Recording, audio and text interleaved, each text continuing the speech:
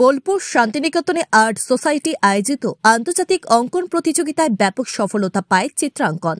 গত 9 এবং 10 জানুয়ারি এই প্রতিযোগিতা অনুষ্ঠিত হয়।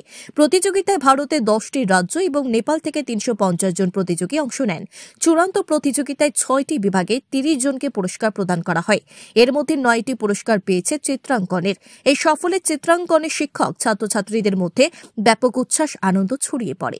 বিশালগড় প্রেস ক্লাবে আয়োজিত সাংবাদিক সম্মেলনে তাদের এই সফলতার চিত্র তুলে ধরেন চিত্রাঙ্কনের চেয়ারম্যান কৃষ্ণকান্ত দেবনাথ, সভাপতি সুমন ভৌমিক, সম্পাদক সুশান্ত দেবনাথ সহ সম্পাদক টোটন মজুমদার।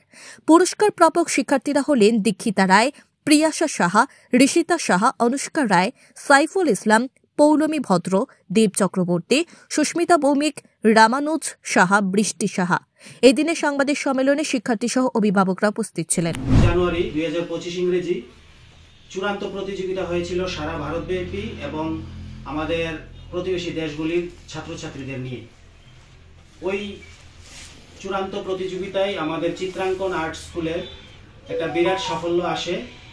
টোটাল ওইখানে 6টা গ্রুপে টপ 5 করে 6টা গ্রুপে টোটাল 30 জনকে পুরস্কৃত করা হয়েছিল। এর মধ্যে আমাদের বিশালগড়ের চিত্রাঙ্কন আর্ট স্কুলে 6টা বিভাগে টোটাল 9টা রবীন্দ্রনাথ ট্যাগর অ্যাওয়ার্ড এসেছে।